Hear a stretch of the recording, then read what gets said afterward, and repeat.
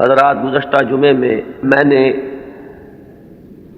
کچھ اشارہ کیا تھا کہ آج امام مہدی کے بارے میں جو ہمارے ہاں تصورات ہیں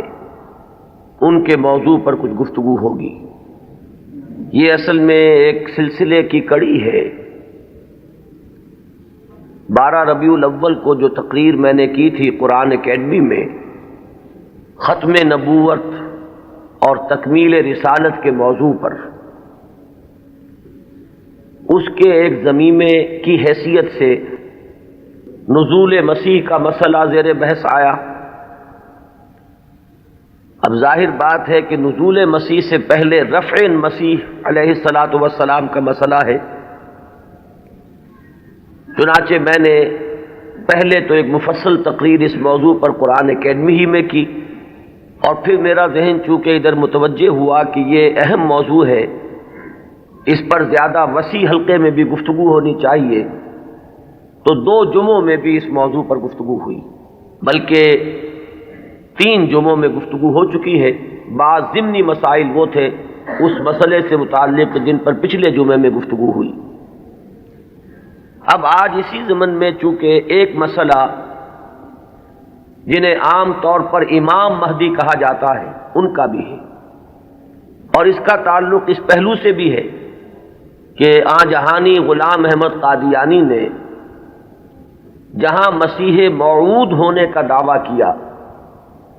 وہاں مہدی معہود ہونے کا دعویٰ بھی کیا، اور ایک نہایت ضعیف روایت کا سہارا لے کر کہ لا مہدی الا عیسیٰ، انہوں نے اپنی ذات میں ان دونوں وعدوں کو جمع کر لیا کہ جن احادیث میں حضرت مسیح علیہ السلام کے نزول کی خبر دی گئی ہے وہ بھی مسیح عیسیٰ ابن مریم نہیں بلکہ مسیح وہ میں ہوں، اور جن احادیث میں امام مہدی کے بارے میں اخبار ہیں وہاں بھی در حقیقت جس شخصیت کے ظہور کی پیشن گوئی کی گئی ہے وہ میں ہی ہوں۔ تو ایک ہی شخصیت میں یہ دونوں پیشن گوئیاں جو ہے احادیث کی ان کو اس نے جمع کر لیا، اور یہ بات سامنے رہے کہ اس شخص سے اپنے آپ کو منسوب کرنے والے جو 2 گروہ ہمارے ہاں ہیں، ایک وہ کہ جنہیں ہم اصل قادیانی یا اب ربوائی کہتے ہیں، اور دوسرے وہ کہ جو لاہوری کہلاتے ہیں، یہ دونوں ان دونوں دعووں کے بارے میں متفق ہیں۔ اختلاف ایک اضافی دعوے کے بارے میں ہے، وہ اپنی زندگی کے آخری دور میں صریحاً نبوت کا دعویٰ ہے جو غلام احمد قادیانی نے کیا۔ اس دعوے کے بارے میں کچھ تعویلوں کے حوالے سے لاہوری جماعت منکر ہے کہ وہ دعویٰ ہوا ہی نہیں، یا یہ کہ اس کی تعویل ایسی کرتے ہیں کہ موقف ان کا یہ ہے کہ ہم غلام احمد کو نبی نہیں مانتے بلکہ ہم مسیح موعود اور مہدی معہود مانتے ہیں۔ تو جہاں تک ان دونوں دعووں کا تعلق ہے، ان میں یہ دونوں جماعتیں مجتمع ہیں، ان کو ان دونوں حیثیتوں سے ماننے والے یہ ہیں، صرف جو فرق ہے ان کے مابین وہ نبوت کے دعوے کے بارے میں۔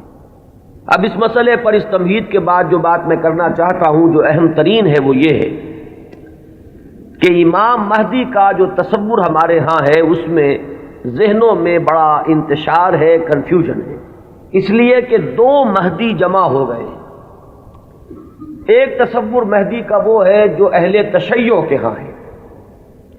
اور ایک تصور مہدی کا وہ ہے جو اہل سنت کے ہاں ہے۔ ان دونوں میں زمین و آسمان کا فرق ہے۔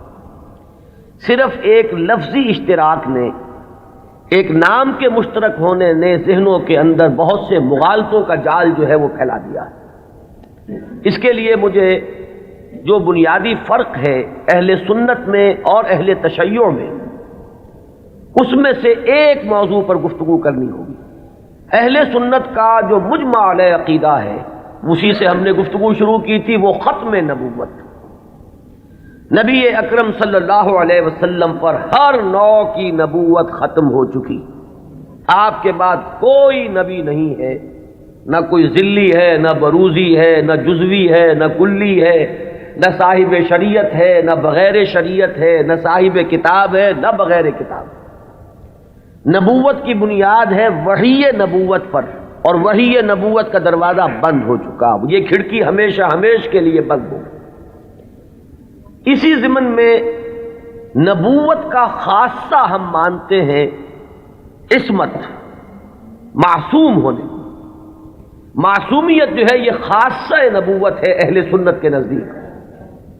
جب نبوت ختم ہوئی تو معصومیت بھی ختم ہوئی۔ اب خطا کا امکان ہے، اجتہاد کا دروازہ ہے، کھلا ہے، کوشش کرو، محنت کرو، صحیح سے صحیح رائے تک پہنچنے کے لیے ایڑی چوٹی کا زور لگاؤ، کتاب و سنت کے جو محکمات ہیں، جو اس کی اساسات ہیں، اس سے استدلال کرتے ہوئے، استنباط کرتے ہوئے نتائج تک خود پہنچو، یہ اجتہاد ہے۔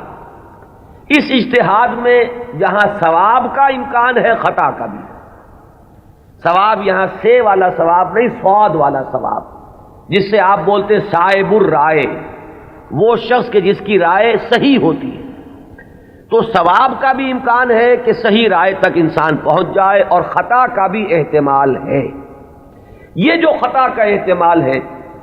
اگر پوری نیک نیتی سے خطا ہوئی ہو، انسان کی اپنی نیت میں کوئی فساد نہ ہو، اس کے اپنے اندر کوئی اس کے ارادوں میں کجی نہ ہو، تو اگر خلوص اور اخلاص کے ساتھ ایک مجتہد غلطی کرتا ہے، خطا کرتا ہے، ہمارا موقف یہ ہے کہ اسے بھی اجر ملے گا، اکیرا اجر ملے گا، اس لیے کہ اجتہاد کا مادہ وہی جہد ہے۔ اس نے خلوص کے ساتھ محنت کی ہے، جد و جہد کی ہے، مطالعہ کیا ہے، غور و فکر کیا ہے، کتاب و سنت کی نصوص کو کھنگالا ہے، اس نے ایک رائے قائم کی ہے۔ اس رائے کے قائم کرنے میں اگر وہ بربنائے طبع بشری کسی خطا کا مرتکب ہو گیا ہے تو یہ اس کے دسترس سے، اس کے اختیار کے دائرے سے باہر ہے، لہذا اسے اس کی محنت کا اجر و ثواب ضرور ملے گا۔ تو مجتہد مخطی کے لیے اکیرا ثواب ہے، اور مجتہد مصیب یعنی جو ثواب تک پہنچ گیا، صحیح رائے تک پہنچ گیا، اس کے لیے دوہرا اجر۔ یہ معاملہ میں نے اس سے پہلے بھی ایک مرتبہ عرض کیا تھا کہ ہمارے ہاں اتنا قطعی ہے کہ ہمارے نزدیک حضرت ابو بکر بھی معصوم نہیں ہے، حالانکہ بالاتفاق وہ سب سے افضل ہے پوری نوع انسانی میں انبیاء کے بعد، افضل البشر بعد الانبیاء بالتحقیق، صرف اس امت میں نہیں، کل نوع انسانی میں۔ جیسے کہ محمد الرسول اللہ صلی اللہ علیہ وسلم تمام انبیاء سے، تمام رسولوں سے افضل ہیں، اسی طرح آپ کی امت کے جو صدیق اکبر ہیں وہ تمام امتوں کے صدیقین سے افضل ہیں۔ افضل البشر بعد الانبیاء بالتحقیق ابو بکر الصدیق رضی اللہ تعالیٰ عنہ۔ اب آپ سوچئے، ہماری یہ رائے ہے، کسی کی ہو یا نہ ہو اس سے اس وقت سروکار نہیں ہے، ہماری یہ رائے ہے، اور پھر بھی ہم کہتے ہیں کہ ابو بکر بھی خطا سے محفوظ نہیں، معمول نہیں،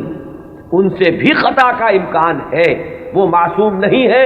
عصمت جو ہے وہ خاصہ نبوت ہے، وہ محمد کے ساتھ ختم ہو گئی صلی اللہ علیہ وسلم۔ ابو بکر سے خطا ہو سکتی ہے، عمر سے ہو سکتی ہے، عثمان سے ہو سکتی ہے، علی سے ہو سکتی ہے، ہر شخص سے ہو سکتی ہے۔ اگر ان چار سے ہو سکتی ہے تو بقیہ پوری نوع انسانی تا قیام قیامت جو آنے والی ہے ان میں کوئی ان سے افضل نہیں ہو سکتا، بات ختم۔ لیکن اہل تشیع کا عقیدہ یہ ہے کہ نبوت کا دروازہ تو بند ہوا ہے، لیکن اس کے بعد امامت معصومہ کا ایک سلسلہ چل رہا ہے، اور یہ امامت معصومہ اہل بیت میں ہے۔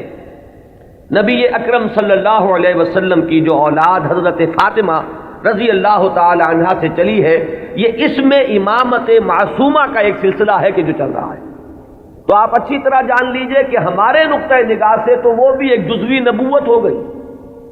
جہاں خاصہ عصمت آ گیا، نبوت کا ایک جز آ گیا۔ تو ہمارے اور ان کے درمیان جو سب سے اہم اختلاف ہے یہ کہ صحابہ میں افضل کون ہے، یہ معاملہ تو کچھ لوگوں کے اپنے ذوق کا بھی ہو سکتا ہے، مزاج اور استاد کا بھی ہو سکتا ہے۔ ظاہر بات ہے کہ پسند ناپسند پر تو انسان کو اختیار بھی نہیں ہو سکتا۔ میں نے کئی مرتبہ عرض کیا کہ ایک ہی پودا ہے گلاب کا، اس پر پھول کھلے ہوئے ہیں، آپ کو کوئی ایک پھول زیادہ پسند آیا، آپ نے اس کو لے لیا، اور آپ بتا بھی نہیں سکیں گے کہ اس میں آخر سبب کیا ہے، آپ نے دوسرے پھولوں کو چھوڑ کر اسے کیوں منتخب کیا، تو یہ معاملہ اتنا بنیادی نہیں ہے، اگرچہ ہمارے نزدیک صحابہ کرام میں افضلیت کا ایک پیٹرن ہے اور وہ معین ہے کہ پوری امت میں افضل ترین 4 خلفاء ہیں، اور ان میں ترتیب فضیلت جو ہے وہ ترتیب خلافت کے مطابق ہے۔ ابو بکر ہیں، عمر ہیں، عثمان ہیں، پھر علی۔ ان کے بعد وہ 6 ہیں عشرہ مبشرہ میں سے، ان کے بعد اصحاب بدر ہیں، ان کے بعد اصحاب شجرہ ہیں، ان کے بعد تمام صحابہ